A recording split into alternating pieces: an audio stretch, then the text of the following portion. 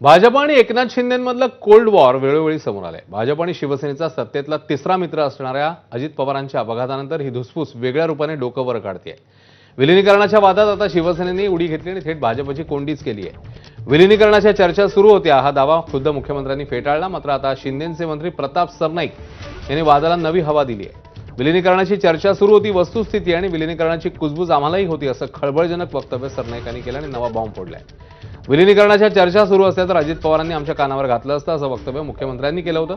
मात्र अजित पवारांच्या निमित्ताने शिंदे नेमकी कोणाकोणाची कोंडी करू पाहतायत, हाच खरा प्रश्न आहे।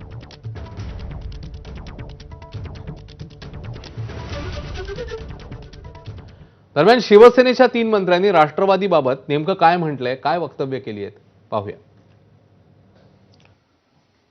अजितदादा गेल्यानंतर राजकारणामध्ये इतकी मोठी घडामोड होईल असं वाटलं नव्हतं। सुमित्रा वहिनी मुंबईकडे जाणे, इतर राजकीय नेत्यांनी स्टेटमेंट देणे, हे थोडंसं मनाला पटत नाही। राजकारणामध्ये जे कालच्या ह्या घडामोडी जे पाहिल्यात 2 दिवसातल्या, तर याच्यामुळं असं वाटतं माणसापेक्षा खुर्चीला जास्त महत्त्व आहे।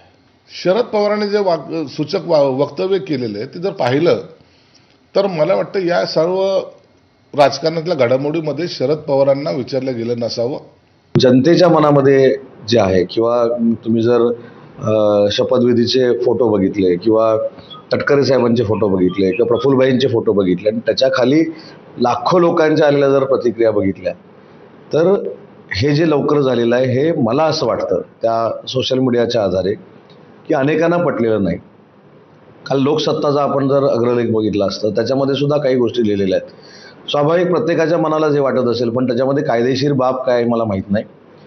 सुनेत्राबाईंनी उपमुख्यमंत्री झाल्या याच्याबद्दल 100% म्हणजे पहिल्या महिला उपमुख्यमंत्री झाल्या म्हणून समाधान आहे, पण एवढ्या लवकर का झालं ही देखील एक शंका त्याच्यामध्ये निर्माण होते। ही वस्तुस्थिती आहे बघा। विलिनीकरणाची चर्चा त्यांची चालू होती, हे आम्हाला कुजबूज येत होती। खरं काय खोटं काय ह्या बाबतीत आम्हाला काहीच कल्पना नाही, परंतु ह्या बाबतीत शरद पवार साहेब सातत्याने सांगतात की विलिनीकरण होत होतं। जे शरद पवार पूर्वी सांगायचे नाही तशी चर्चा नाही, परंतु तेच आता अजितदादांच्या अकाली झालेल्या मृत्यूनंतर बोलायला लागलेले नाहीत। म्हणजे काहीतरी त्यामध्ये तथ्य असेल, परंतु शेवटी हा प्रश्न राष्ट्रवादीचा अंतर्गत प्रश्न आहे, त्या विषयाला जास्त न बोललं।